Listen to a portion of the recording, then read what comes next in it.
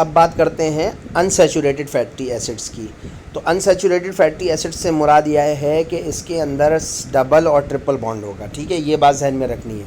अच्छा, starting from palmitoleic acid, then oleic acid, elaidic acid, linoleic acid, linolenic acid जिसमें alpha और gamma types हैं, then arachidonic acid और timnodonic acid और सर्मोनिक acid. अब देखिए ये मुख्तलिफ जो हैं वो फैटी एसिड्स हैं जिनके नाम हैं।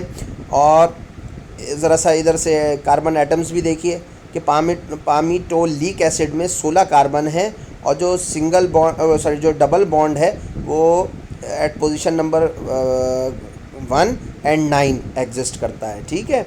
इसी तरीके से ओलिक एसिड है, इसमें 18 कार्बन है और जो डबल बॉन्ड है position number of carbon number 1 और कार्बन 9 पर मौजूद है। इस तरीके से ये सारा इसका जो नंबर ऑफ़ कार्बन एटम्स हैं उनकी पोजीशंस हैं, ठीक है, इसको आप ज़रा सा देख लीजिएगा। अच्छा, फिर इसके सिस्टमिक नेम्स भी दे दिए। असल चीज़ जो है ना, ज़रा सा मैं चाहूँगा कि ये जो इसकी अकरेंस है ना, इस पर बात करते हैं। ये जो पामीटोलिक एसिड है या इवन जो पामिटिक एसिड होता है, मैंने बताया था कि ये प्लांट फैट होता है। अच्छा, और नियरली ऑल फैट्स, तमाम फैट्स के अंदर ये चीज़ जो है वो मौजूद होती है।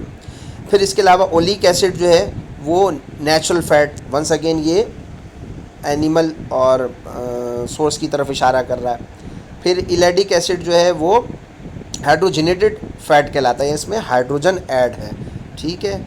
और लिनोलिक एसिड जो है वो कॉर्न ऑयल के अंदर है, पीनट ऑयल है, कॉटन सीड है, सोयाबीन है और प्लांट। अच्छा, ये भी जो है वो प्लांट सोर्स है। और ये देखिए जो कॉर्न ऑयल है इसका बड़ा किरदार है हमारी हेल्थ स्टेटस को मेंटेन करने के लिए। कॉर्न ऑयल जो है मकई का, ठीक है ना, कॉर्न ऑयल महंगा भी होता है और इसमें लोग मिलावट भी कर देते हैं, मिलावट कर करके बेच रहे होते हैं।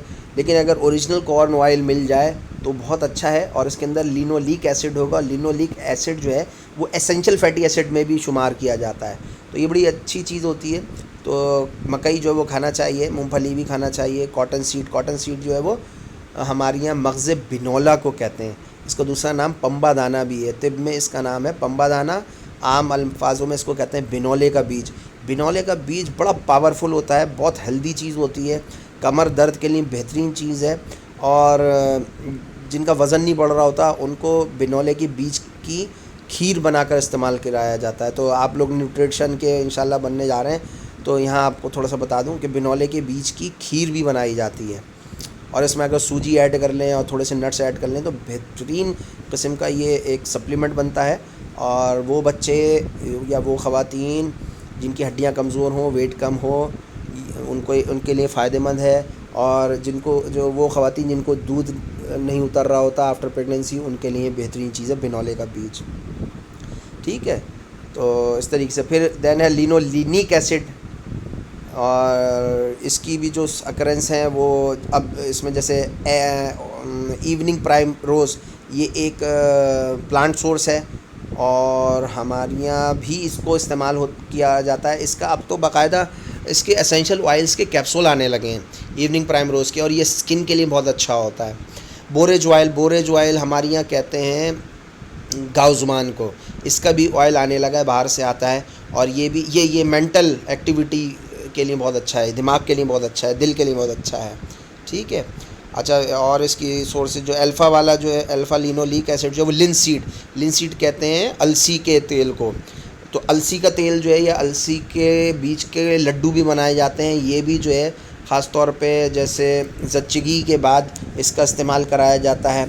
और जो लिनसीड ऑयल है ये कार्डियक प्रिवेंशन ऑयल है, बेहतरीन है ये, इसमें ओमेगा 3 ओमेगा 6 फैटी एसिड्स भी मौजूद हैं। तो ये लेकिन थोड़ा इसकी तासीर गर्म है, तो गर्मियों में इसकी मकदार कम लेनी पड़ती है, सर्दियों में इसका इस्तेमाल बहुत अच्छा सूट करता है।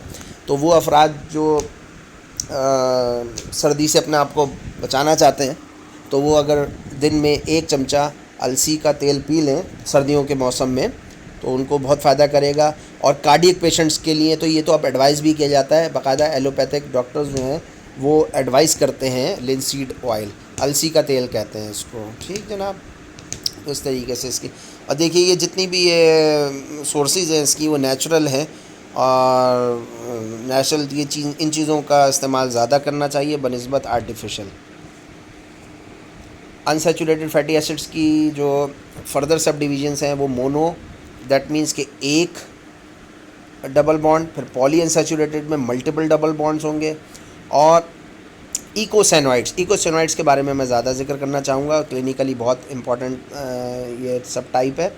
इसमें प्रोस्टानॉइड्स, ल्यूकोट्राइन्स, लिपोक्सिन्स, प्रोस्टाग्लैंडिन्स, प्रोस्टासाइक्लिन्स और थ्रोम्बोक्सिन, ये जितने भी नाम हैं ये सारे के सारे ना इन्फ्लेमेटरी मीडिएटर्स कहलाते हैं। बेसिकली होता क्या है, अब मैं आपको समझाऊँ। जब सेल इंजरी होती है, जिसमें सेल इंजरी होती रहती है, उसका कोई भी रीज़न हो सकता है केमिकल हो सकता है फिज़िकल हो सकता है कोई ट्रॉमा हो रहा हो।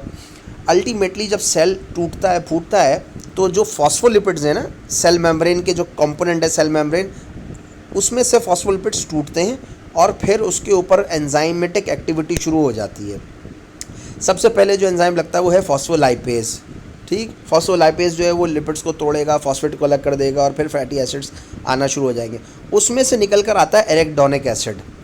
एरेकिडोनिक एसिड एसेंशियल फैटी एसिड्स है, और ये बात वाज़ेह हो जाती है कि एसेंशियल फैटी एसिड जो है वो सेल मेम्ब्रेन का हिस्सा है, तो ये तो इंपॉर्टेंस उसकी क्लियर हो गई। लेकिन अब इसका जब मेटाबॉलिज्म आगे बढ़ता है ना, तो फिर ये इंटरमीडिएट कंपाउंड्स और अल्टीमेटली एंड प्रोडक्ट्स बनते हैं, ल्यूकोट्राइन्स, प्रोस्टाग्लैंडिन, ये क्या कहलाते हैं, ये इन्फ्लेमेटरी मीडिएटर्स कहलाते हैं। इस वजह से कहलाते हैं कि ये इन्फ्लेमेशन को बढ़ाते हैं, वर्म को बढ़ाते हैं। इन्फ्लेमेटरी जो प्रोसेसेस हैं उनमें 2-3 बड़े इंपॉर्टेंट प्रोसेस हैं। नंबर 1, वेस्कुलर परमिएबिलिटी बढ़ जाना, यानी जो ब्लड वेजल्स हैं वहाँ की परमिएबिलिटी बढ़ जाएगी और वो लीकी हो जाएंगे, उनमें से फ्लूइड आना शुरू हो जाएगा। जैसे फ्लूइड ब्लड वेजल से निकल कर बाहर आता है ईसीएफ में, टिश्यूज़ में, इंटरस्टिशियम में, तो वहाँ पर एडिमा हो जाता है, वहाँ पर साइज़ बढ़ जाता है और वहाँ पर फ्लूइड जमा हो जाता है। यही वजह है कि जहाँ चोट लगती है वहाँ वर्म आना शुरू हो जाता है। फिर इन तमाम केमिकल से पेन रिसेप्टर्स जो वो एक्टिवेट हो जाते हैं, तो पेन आना शुरू हो जाता है। फिर तीसरी चीज़, वहाँ पर ब्लड फ्लो तेज़ हो जाता है, तो वहाँ रेडनेस आ जाती है, ये भी इफ़ेक्ट देखने में आता है। और अल्टीमेटली टेम्परेचर बढ़ाने में भी इन प्रोस्टाग्लैंडिन्स का काम है। ये फिर वहाँ से सिस्टमिक सर्कुलेशन में आते हैं, ब्रेन में जाते हैं, ब्रेन में हाइपोथैलेमस को जाके हिट करते हैं और फिर वो ही थर्मोरेगुलेटरी सेंटर है वो एक्टिवेट हो जाता है और बॉडी टेम्परेचर बढ़ जाता है, तो बुखार आ जाता है। तो जब इन्फ्लेमेशन एक्सट्रीम की होती है तो बुखार आ जाता है। ठीक, तो ये इकोसेनोइड्स की इंपॉर्टेंस है। Basically these are inflammatory mediators. उम्मीद है कि अब यहाँ तक बात समझ में आई होगी, आगे डिस्कशन कंटिन्यू।